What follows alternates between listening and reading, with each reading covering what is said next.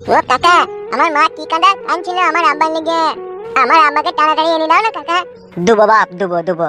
তোর দাদুকে মাঠে থেকে আসতে দে। তোমরা আমার জামাই ফুটুর কোনো খোঁজ খবর পেয়েছো তো? খবর পেয়েছি, ফুটুকে লাল ঘরে আটকে রেখে দিয়েছে। লাল ঘরটা আবার কি গো? লাল ঘরটাতে এমএলএ বিকাশ দত্ত মানুষকে লেগেই খুন করে। ও মাই, আমার কি হবে গো? যদি এমএলএ সাহেবকে মেরে দেয় তাহলে এই ছোট ছোট ছেলেগুলোর কি হবে গো? ওরা যে আমার বাপের ভালোবাসা থেকে বঞ্চিত হবে গো। তা আমরা কোনোদিনই হইতে দেবো না কাকিমা, আমরা বেঁচে থাকতে। এমএলএ বিকাশ দত্ত যদি চলে পাতায় পাতায়, আমরা চলবো ডালে ডালে। দাদা এটা কি গো ছেলে, আমার ছেলে ফুটুর কি ব্যবস্থা করলে? ব্যবস্থা আমরা যেটা করার প্রয়োজন কাকা বাবু সেটা করেছি, কিন্তু একটা সমস্যায় পড়ে গেছি বলে আপনার কাছে এসেছি। কি সমস্যা বলো? সমস্যাটা হচ্ছে কাকা বাবু, আপনার ছেলেকে বাঁচাইতে গেলে পারে আপনার এই লাঠিটাকে আমাদের একটু হেল্প করার জন্য প্রয়োজন। হ্যাঁ গো, ও ছোট ছেলে ছোট মানুষ, ও আবার কি হেল্প করবে তোমাদেরকে? কাকা আপনি কি বলছেন? লাতি আমার খুব আদরের গো বাপ। আমি চাই না এমএলএ বিকাশ দত্ত শত্রু হয়ে পড়ুক আমার লাতি। বাপটা নালি জাহান্নামে গেছে, সে জাহান্নামে যাও। ও কালি যাওয়ার চেষ্টা করো না গো ছেলে তোমরা। কাকিমা আপনি বুঝতে পারছেন না, লোহাকে কাটতে গেলে লোহারই প্রয়োজন হয়। তা আমার লাতিকে লেগে কি করবে গো হা ছেলে? আপনার লাতি আর এমএলএ বিকাশ দত্ত সাহেবের ছেলে একই দেখতে, একই চালচলন, একই কথাবার্তা। মিচি করি লয় তো আবার। আরে কাকা, তোমার নিজের ছেলে ফুটু, তার প্রতি কি তোমার একটু দয়াময় নেই নাকি? আছে বাপ, আমি তার বাবা, তার জন্য দয়া মায়া থাকবে না তা কি করে হয় বাপ? আছে, অনেক আছে। তা আমার লাতিকে নিয়ে যেতে চাইছো কেন সেটা আমি বুঝতে পারছি না। বলছি দাঁড়াও। এমএলএ বিকাশ দত্ত সাহেবের বউকে আর ছেলেকে আমরা তুলে নিয়ে এসেছি, আর এমএলএ বিকাশ দত্ত সাহেবের ছেলে আপনার লাতির মতনই দেখতে। তাই আমরা প্ল্যান করেছি এমএলএ বিকাশ দত্ত সাহেবের ছেলেকে গোডাউনে রেখে দিয়ে আপনার লাতিকে নিয়ে যাবো সাথে করে, আর বিকাশ দত্তকে মিথ্যা করে বলবো এটা তোমারই ছেলে, আর ওর আসল ছেলেকে আমাদের কাছে রেখে দেবো। যে ফুটু যেই আমাদের কাছে চলে আসবে আর এমএলএ বিকাশ দত্ত সাহেবকে আমরা ওটা গুলি করে দেবো। আমরা চাই এমএলএ বিকাশ দত্ত সাহেবের ছেলেকেও মেরে দিতে, কারণ ওকে বাঁচিয়ে রাখলে আমাদের বাচ্চা আবার দুর্ভরসা হয়ে পড়বে। আমার লাতির কোনো ক্ষয়ক্ষতি হবে না তো বাপ? কাকা বাবু, বিশ্বাসে মিলে বস্তু, আর বস্তুর ভিতরে মিলে কচু, আর সেই কচু জলে ধুতে গিয়ে হারিয়ে ফেলবো তা আপনি ভাবেন না। আপনার লাঠি সহি সালামত আপনার কাছে আমি নিয়ে আসবো। আর আমার ছেলে ফুটু?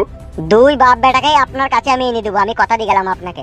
ওগো, আমার খুব ভয় লাগে, আমার লাতি যদি কিছু হয়ে যায়। চিন্তা করো না কাকিমা, চিন্তা করো না, আমি আছি তো। আমার আব্বাকে বাঁচানোর জন্য আমি যাব। আমি যখন বড় হব না কাকা, এমএলএ বিকাশ দত্তকে আমি কি মারবো গো? সে মারের কোনো ওষুধ নাই দেখবা। কাঁটা মুই ওকে মুখ গুঁজেড়ি ধরবো আর পটকি মারবো। বাহ বেটা বাহ, শের কা বাচ্চা শেরই হতা হে রে। আর এইগুলো হচ্ছে সব শালা ভিজি বিড়াল। কি কথা বলছো গো ছেলে? আমি আমার ছেলের লেগে এই বুকে গুলি খেয়ে 21 দিন বিছানায় পড়েছিলাম। দি ভয়ে সেঁটে গেলেন, ছেলের প্রতিশোধ নেওয়ার কথা ভাবলেন না। তুমি আর কি জানবা বাপ বলো? তুমি ছেলে মানুষ তো, তোমার এখন শরীরে তাজা রক্ত তো, তাই বুঝতে পারছো না। সব বুঝি কাকা, সব বুঝি, না বোঝার মতো বাচ্চা ছেলে আমি লয়। ছেলের বিপদের সময় যে বাপ মা, যে শ্বশুর শাশুড়ি হাত পা গুটিয়ে বসে থাকে, তাদের মতো নির্লজ্জ বেহায়া আর আছে বলেও আমার মনে হয় না। আজ যদি তোমার ছেলেটা মরে যায় তাহলে কার বুকের ভিতরটা কষ্ট পাবে? এ না হইলে শাশুড়ি আবার 6 মাস পরে আর মেয়ের বিয়ে দিয়ে দিবে, কিন্তু তুমি 6 মাস পরে এরকম জোয়ান পাহাড় ছেলে তৈরি করতে পারবা তো? তাই বলছি কাকা, চিন্তা ভাবনা করো না, এমন কোনো কাজ করবো না যে তোমার লাতিরা তোমার ছেলের ক্ষতি হোক। দুজনাকে আমি সহি সালামত তোমার কাছে এনে দেবো। ওগো ছেলে, তুমি ভুল বুঝো না, আমি বুঝতে পেরেছি তোমার শরীরে এখন প্রতিশোধের আগুন জ্বলছে। প্রতিশোধ আমার জন্য নয় কাকা, আমি চাই এই গ্রামের সমস্ত মানুষ সুখে শান্তি বাস করুক, আর এমএলএ সাহেবের মতো সুরের বাচ্চা এই পৃথিবী থেকে নিশ্চিহ্ন হয়ে মুছে যাক। বুঝতে পেরেছি বাপ, বুঝতে পেরেছি। ওগো ছেলে, আমি তোমার হাতে তুলে দেবো, কিন্তু তুমি বাপ যেন আমার লাতিকে যেন ফিরিয়ে এনে দেবা বাপ। চিন্তা করো না কাকিমা। দাদু ভাই চাচু কো, তুমি চিন্তা করো না দাদি, আমার কিচ্ছু হবে না। তুমি চিন্তা করো না, আমার কিচ্ছু হবে না। বেশ সোনা ভাই, তাহলে যাও তোমার কাকার সাথে। বেশ ঠিক আছে, চলো কাকা চলো। একদম চিন্তা করো না কাকা, ঠিক আছে? আমি তোমার ছেলেকে আর তোমার লাতিকে আমি বাড়ি পৌঁছে দেবো। ভালো থাকো, আসছি।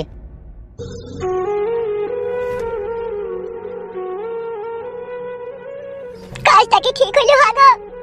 জানি না গো গিন্নি নারকেল বেগম, তবে এটুকু জানি ভগবান যা করে মানুষের ভালোর জন্যই করে। জানি না আমার লাতিটার ভাগ্যে কি জানে ভগবান লিখেছে। আপনার মতো একটা মানুষকে কত সহজেই কাবু করে দিল। আপনি তো একজন এমএলএ, থানা পুলিশ তো আপনার হাতে, মার্ডার করছেন না কেন আপনি? আপনার জায়গায় যদি এতক্ষণ আমি থাকতাম না, বংশ শুধু বাড়িঘর চালিয়ে দিতাম। বাগের পুঁটি, আমি সামান্য একজন এমএলএ, আমি সব লোককে মার্ডার করে দেবো, এতটা পাওয়ার এখন আমার হাতে আসেনি। তাহলে কি আপনি বসে বসে আঙুল চুষবেন? শের কো শিকার করনে কে লিয়ে আমার বউ আর ছেলেকে ওরা আটকিয়ে রেখে দিয়েছে, আর আমাকে রাত 12টার সময় একা কাঠ খোলা বাগানে ডেকেছে। তার মানে বিষয়টা বুঝতে পারছিস? কি জি বলেন বিকাশ দত্ত বাবু, আমি বুঝতে পারবো না সেটা কোনো কথার মধ্যে পড়ে? ওরা আপনাকে অ্যাকচুয়ালি মার্ডার করার প্ল্যান করেছে। না থাকবে বাঁশ, না বাজবে বাঁশুড়ি।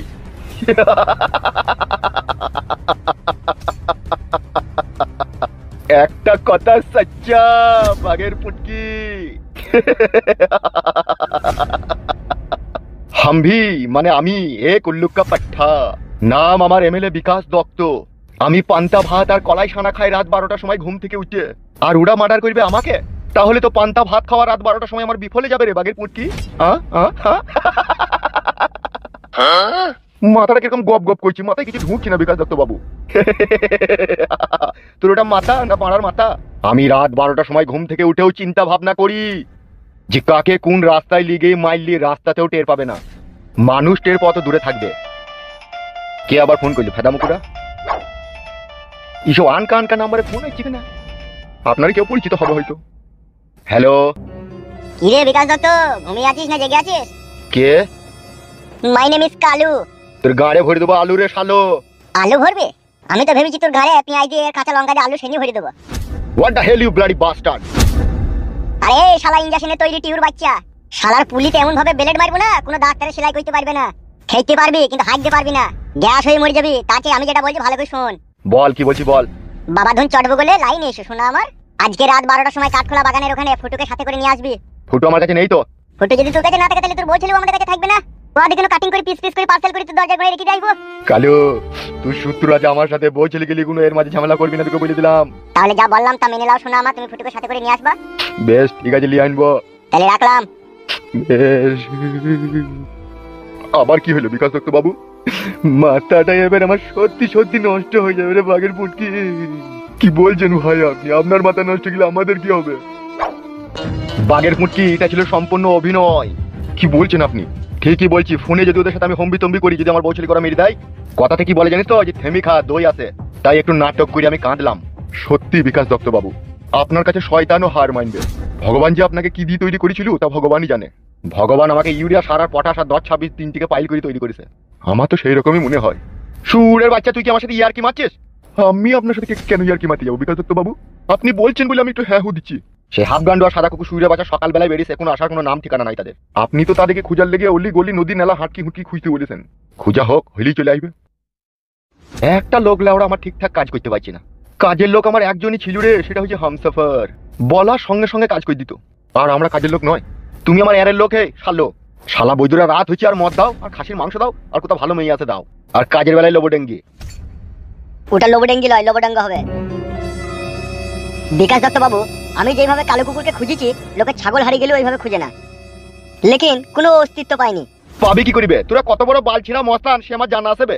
তোদেরকে হাতের গোড়ায় ধরে এনে দিতে হবে, তখন তোরা মারতে পারবি, এমনি ধরে এনে মারতে পারবি না তোরা। কি বলছেন বিকাশ দত্ত বাবু? না পেলে কি করব বলুন? শালা আমি টাকা পয়সা দিয়ে 3-4টি মস্তান পুষু, শালা একটা কাজ করতে পারছি না। বিকাশ দত্ত বাবু, যদি কিছু মনে না করেন একটা কথা বলবো। কি কি কথা? আজকে তো রাত 12টার সময় আপনাকে কাঠখোলা বাগানে যেতেই হবে, যেহেতু ওরা বলেছে আর না গেলে আপনার বউ ছেলের উপরে অনেক অত্যাচার করবে। তাই আমি যেটা বলছিলাম, আপনি একা দাঁড়িয়ে থাকবেন আর আশেপাশে সাইডে আমরা দাঁড়িয়ে থাকবো, আর যেই আপনার বউ ছেলেকে আপনি হাতে পেয়ে যাবেন অমনি আমরা ওদিকে গুলি করবো। এত বুদ্ধি নিয়ে রাতে ঘুমোস কি করিবে? মশাই কামড়ায় না তোকে? কেন বিকাশ দত্ত বাবু, আমি কি কোনো অন্যায় বললাম? অন্যায় তুই বলিসনি, কিন্তু ওরা তো আমাকে একা আসতে বলেছে, এটাও আমাকে বলেছে আমি যেন কোনো গোপন প্ল্যান না করি, করলে আমার বউ ছেলেকে গুলি করে দেবে ওরা। ওরা আপনাকে গুলি করতে পারবে না বিকাশ দত্ত বাবু। তুমি কি করে জানলে ওরা আমাকে গুলি করতে পারবে না? ওরা আপনাকে গুলি করতে এই জন্যই পারবে না, আমি যেটা বুদ্ধিটা দেবো আপনি কি নেবেন? বল, তাইলে তো ভালোই হয়। ফুটু শরীরের মধ্যে টাইম বুম ফিট করে দেবো, আর রিমোটটা থাকবে আমাদের হাতে। আর যতক্ষণ না আমরা বলছিলাম আপনার কাছে না আছে, ততক্ষণ রিমোট আমাদের কাছেই থাকবে। তখন ওদের কাছে ওরা পৌঁছে যাওয়ার পরে তখন রিমোটটা টিপে দেবো, আর সবাই মিলে একসাথে বাস্ট হয়ে ওরা মরে যাবে। তুই যে ঘরে শু সেই ঘরে কি মশারি টাঙাস নাকি? কেন আমার বুদ্ধিটা কি খারাপ? হবে, তোর ইন্টারন্যাশনাল প্ল্যান তো বে, গুড আইডিয়া বে। বাগের পুটকি বলো, ফুটুকে আর হামসাফারকে এখানে নিয়ে আসো। ঠিক আছে বড় ভাই। আর সাদা কুকুর, তুই বাগের পুটকির সাথে যা। বেশ বেশ ঠিক আছে বড় ভাই। যাও বাগের পুটকি যাও। হাফ গান্ডু, বলেন বিকাশ দত্ত বাবু। টাইম বুমার রিমোটের ব্যবস্থাটা করো। ব্যবস্থা আবার কি করবো? বুমের ফ্যাক্টরি খোলা আছে আমার বাড়িতে। এই হচ্ছে বড় 1 নম্বর কাজের লোক আমার। যাও বুমটা তাড়াতাড়ি নিয়ে চলে এসো। ঠিক আছে বিকাশ দত্ত বাবু, আমি যাবো আর আসবো। ঠিক আছে যাও। এবার শুরু হবে বিকাশ দত্তর আসল খেলা। এমন ভাবে মারবো গায়ের জামা শুধু টের পাবে না, টের পাবে শুধু ঘরের বউ।